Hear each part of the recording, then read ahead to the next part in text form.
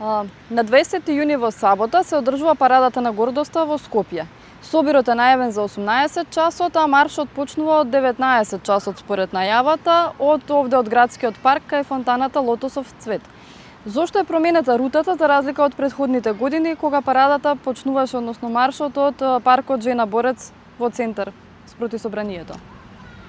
Така, значи оваа година парадата започнува од градскиот парк со локација на собирање пред фонтаната Лотос. Рутата е променета од една едноставна причина што сакаме да заземеме нови улици во градот по кои што луѓето може да ја видат нашата поворка. Стандардно рутата течеше со започнување од паркот Жена Борец, но овој пат решивме дека сакаме да заземеме и нови простори, нови улици кои што до сега не сме ги поминале. Кои? И во таа смисла се нагласува собирањето од различна точка, но сепак се завршува пред паркот Жена Борец и пред собранието, каде што исто така ќе имаме говори на активисти. Па во таа смисла не е целосно оставена таа локација каде што сме се собирале. Така, почнувате од булеварот и Линденска? Преку булеварот, па потоа се оди низ Рузвелтова, булевар Партизански одреди, потоа се оди преку Рекорд и ќе се заврши пред собранието, каде што ќе имаме и таму завршни говори, меѓутоа говорите и манифестот на парадата ќе се чита и тука, пред фонтаната Лотос во 18:40 и тука е важно да се напомене, бидејќи тука ги изнесуваме нашите политички заложби и барања како организацијски одбор на парадата и ќе се обратат воедно и активисти од заедницата и поддржувачи на Скопската парада на гордоста. Годинава слоганот е "Сите нека знаат". Што точно сакате да порачате со овогодишното мото и зошто избравте фокусот да биде токму на оваа тема ставен? Значи, секоја година парадата во својата суштина има видливоста на нашата заедница. Овој пат малку повеќе се истакнува тоа во слоганот. Слоганот "Сите нека знаат" комуницира повеќе работи. Прво, тој ја комуницира потребата да се излезе надвор од четирите зида или да се застане со криењето на сексуалната ориентација и родовиот идентитет на ЛГБТ и луѓето. Поради тоа што изложувањето на вакво самотничко искуство носи и други последици по нашата заедница, кои што се видливи и по менталното и по физичкото здравје. И слоганот исто така ги комуницира и сите пропратни предизвици кои што доаѓаат со видливоста. Значи, видливоста или аутирањето не е воопшто едноставен процес, тоа е постојан процес кој што се повторува. Еден ЛГБТ човек треба постојано во текот на целиот свој живот да се аутира повторно и нема нешто такво како целосно аутирање. И наспроти тоа, овој слоган "Сите нека знаат" оди во спротиставеноста на тоа верување дека ние постојано треба да се аутираме за да добиеме некакво достоинство, пристап до права или воопшто да не видат и забележат луѓето и е јасно исцртување во исто време на некаква наша присутност и во градот и се однесува на тоа излегување од плакарот, како што се нарекува. Да, и би додала на ова дека исто така е една форма на охрабрување едни на други, бидејќи, како што каже и Ангел, начините на кои што се опресира и самата заедница, бидејќи токму да се направи невидлива. Но кога се охрабруваме едни со други, кога ги покажуваме, мислам, своето постоење на улиците во јавниот простор, ни е важно да знаат дека особено младите луѓе кои што можеби не живеат во Скопје и ја немаат заедницата и поддршката, да знаат дека сепак има луѓе кои што се тука за нив, да ги охрабрат, да ги поддржат во тоа што се, без разлика на тоа што општеството им кажува поинаку. Бидејќи споменавме сега и луѓе од други градови надвор од Скопје, планирате можеби проширување на парадата на гордоста и во останатите градови? Не, значи останатите градови, ако организираат такво нешто, би требало тоа да дојде како иницијатива на некој град, слично како што се случува и во другите земји. Секој град се организира во собствените рамки, меѓутоа позицијата на ЛГБТ луѓето во другите градови е премногу ранлива за да се изложи оваа заедница на еден ваков настан. За сега 8 години настанот се одржува во Скопје. Со тоа што луѓето, заедницата, поддржувачите од други градови доаѓале и доаѓаат на денот на парадата во капацитетите во кои што тоа е возможно. И тоа што го спомна и Сара, овој слоган "Сите нека знаат", ние така некако и го завршуваме тој политички манифест кој што го креиравме, дека сите нека знаат за оние кои што се наоѓаат во некаква понеповолна положба, не мора да значи сите нека знаат сега, денес или оваа година, туку дека има заедница за нив, дека кога ќе сакаат да му кажат на некој, постои заедница која што ќе сака да го прими тоа со радост и со исчекување наместо со омраза. И во таа смисла, во концептот на ЛГБТ заедницата е многу познат таа структура на избрани семејства наспроти биолошки семејства и сакаме да им дадеме охрабрување на луѓето кои што можеби не се спремни се уште да ни пристапат и да се охрабрат. Не мора тоа да биде во форма на парада, меѓутоа да најдат својата заедница каде што ќе може да бидат автентични и своји. Организацијата на ваков настан речиси секогаш носи специфични предизвици. Има ли проблеми од логистички, од безбедносен карактер пред одржувањето на маршот и имате ли соработка со Министерството за внатрешни работи? Успеваат ли институциите да обезбедат јавен ред и мир? Па да, ова е настан кој што има повисок степен на ризик во споредба со други протести, ако се земе во предвид. Тоа може да се забележи по зголемениот говор на омраза кога ќе се објави прво слоганот на парадата, а потоа кога започнавме и со пресактивностите. Едноставно во месецот јуни интензитетот на говор на омраза кој што е насочен кон ЛГБТ и заедницата станува петократно зголемен. Ние како организацијски одбор имаме воспоставено добра соработка со Министерството за внатрешни работи, тоа истото важи и за оваа година. И обезбедувањето на просторот и маршрутата по која што се движиме е во координација со полицијата и секакви други инциденти или говор на омраза кои што го забележуваме, активно го пријавуваме кон полицијата, меѓутоа мора да се напомене дека количеството на омраза која што се добива овој месец е огромно. Институциите не можат да ги лоцираат сите профили кои што најчесто се лажни профили од каде што доаѓа оваа омраза. И во таа смисла на нас ни е најважна, можеби, физичката безбедност на денот на парадата, за која што имаме и посебни безбедносни протоколи кои што секако ги комуницираме со присутните на парадата. Тоа е стоење во групи, движење во групи, неносење на видливи обележја пред и по парадата, бидејќи најважно од се на нас ни е физичката безбедност на овој настан. И тоа какво искуство некој понесува од настанот, кое што секако не би сакале да биде негативно или некој да биде повреден и да има негативни искуства со настанот. Според оно што е објавено на социјалните мрежи, велите дека скопската парада се соочува со најголеми кризи досега. На што се должи тоа? Па кризата е една пролонгирана криза на ЛГБТ и движењето во еден поголем контекст и парадата сега како дел од ова движење се соочува со сличните видови на кризи, значи со зголемувањето на ултрадесните политики глобално. Тоа почна да се прелева и во Македонија секако, и во нашата држава политиките кои што се насочени против ЛГБТ заедницата се активни.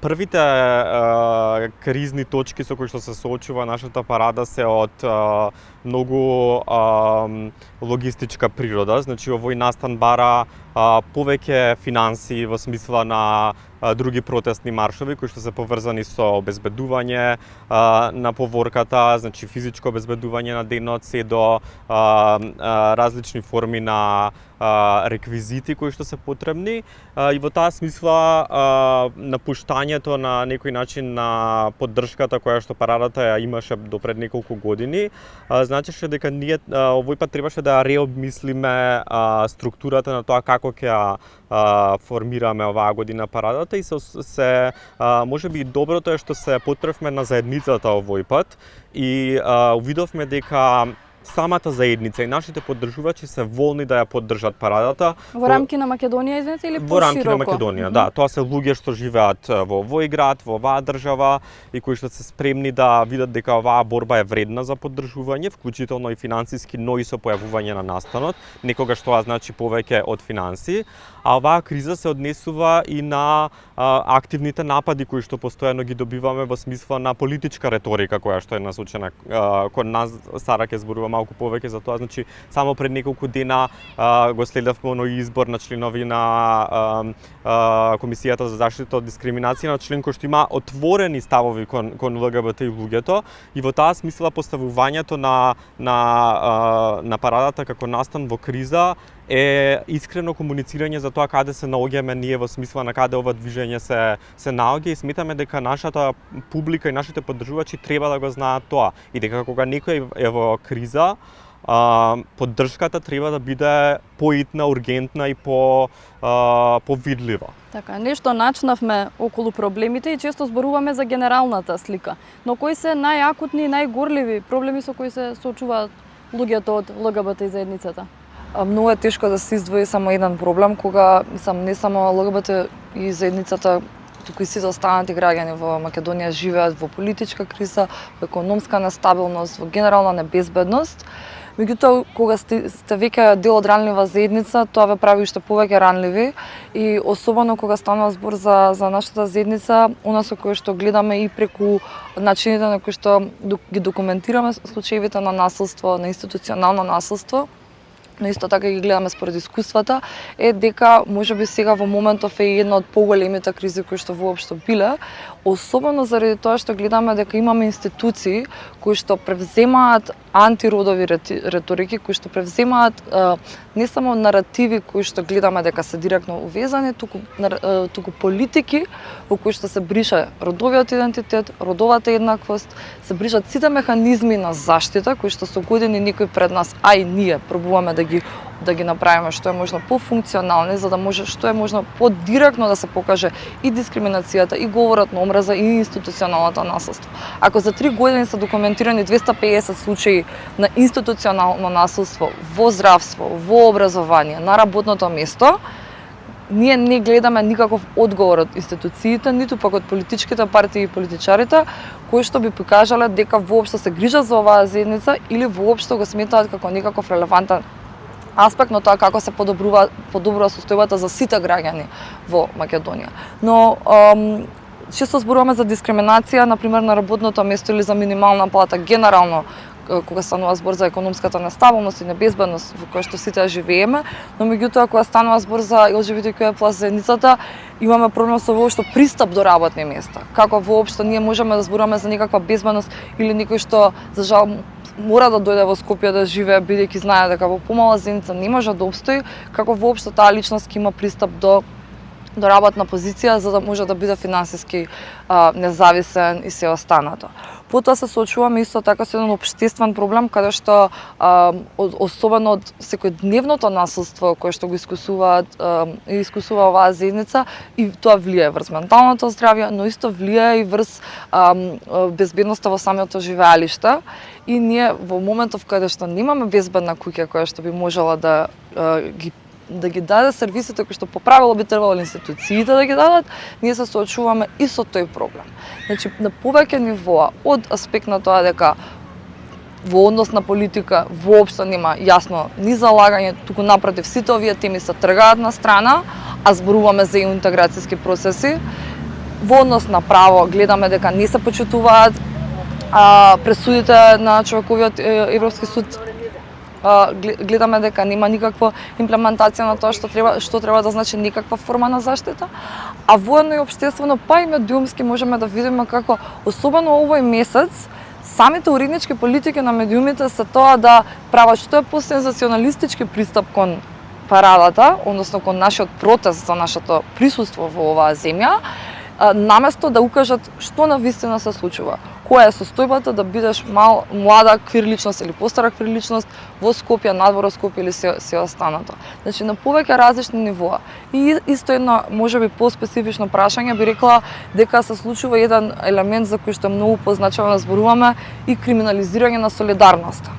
Кога гледаат дека луѓе не поддржуваат, наоѓаат начин како да ги замочнат тие луѓе. Исто така, кога гледаат дека и ние преку начинот на кој што и се самоорганизираме и се останато, се залагаме и за глобалните проблеми, и за глобалните војни, и за тоа како сите овие работи влијаат врз човештвото, повторно има криминализирање на солидарноста. Значи, поделбата на народот, на граѓаните, во однос на тоа, ако ти си квир-личност, ова се твоите проблеми, не можеш да се солидаризираш со работник, не можеш да се солидаризираш со самоухрана мајка или така натаму, тоа е една политичка и одлука и структура која што пред се не дозволува да видиме дека сите наши борби се поврзани и кога ќе го разбереме тоа, уште повеќе ќе ги разбереме маргинализираните групи и ќе разбереме зошто е поважно уште повеќе да се излезе на парадата, да се даде поддршка, дури да не се дел од заедницата, затоа што солидарноста треба да биде она која што нас не води, а не говорат на омраза кој што политичарите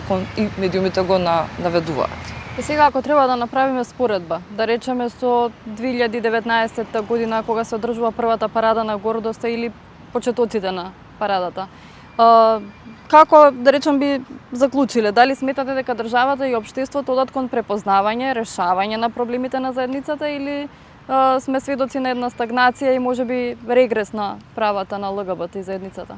За жал, иако во тој момент, можеби во 2019 сметавме дека работите не се толку добри и дека има уште многу работа, од денешна перспектива во 2026 веќе, за жал може да видиме голем регрес, особено кога станува збор не само во однос на јавноста и што се зборува, туку особено во однос на правните механизми на заштита. Особено кога имаме комисија за заштита од дискриминација чии што членови директно се против ЛГБТQ+ и против родова еднаквост, како очекуваме ние дека тие членови воопшто ќе направат никаква заштита.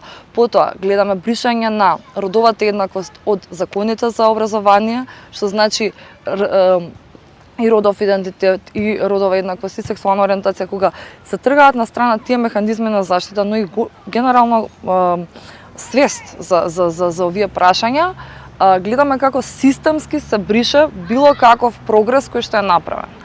А според сите и воедно стратегијата на нашата земја и тоа што се очекува за нашиот европски пат, така наречен европски пат, па и генерално само благосостојба на оваа земја и некаква социјална правда, што е дел од нашите вредности, политички вредности, гледаме дека има сериозен регрес и за жал тоа се должи на јасни политики кои што се глобални и кои што се прелеваат во Македонија, а за жал наместо ние да имаме никаква силна позиција и да го браниме тој регрес како што и се трудиме и како организации, како активисти, она што го гледаме од институциите само зајакнување на тој говор, зајакнување на позиции на луѓе кои што пред се не се ни едуцирани доволно да бидат на тие позиции, а не па да ги представуваат вредностите за никаква заштита. И воедно гледаме уште повеќе како се веќе маргинализирана заедница. Да, и Сара, например, зборуваше за некои институции каде што се забележува регрес. Меѓутоа, ако може да се забележи во овие последни 2 години, ако премиерот на државата во неколку инстанци успеа да каже дека единствениот патриотски чин кој што младите луѓе може да го направат е да раѓаат деца, тогаш нашата заедница е веднаш ставена како непријател во таа реторика и се очекува дека луѓето ќе имаат одбивност кон нашата заедница. Значи таа реторика се интензивираше овие 2 години, Парадата на почетокот уживаше поддршка и од политичари кои што доаѓа на самата парада. Минатата година немаше апсолутно никој од политичките структури на парадата на гордоста, што укажува на тоа дека нашите политичари кои што сме ги гласале не се спремни да дојдат да дадат поддршка на една заедница која што е маргинализирана. Во минатото сме имале двајца председатели на државата кои што доаѓале на парадите, тоа веќе воопшто не се случува, значи веќе ова е пресметка со тоа како ова прашање ќе влијае на структурите и политичкото стоење на една партија. Наспроти тоа, ние не веруваме дека ни треба некакво уважување од политичките структури, но дека е голем знак на нивното стоење каде се наоѓаат во врска со ова прашање. Ви благодарам. Hvala.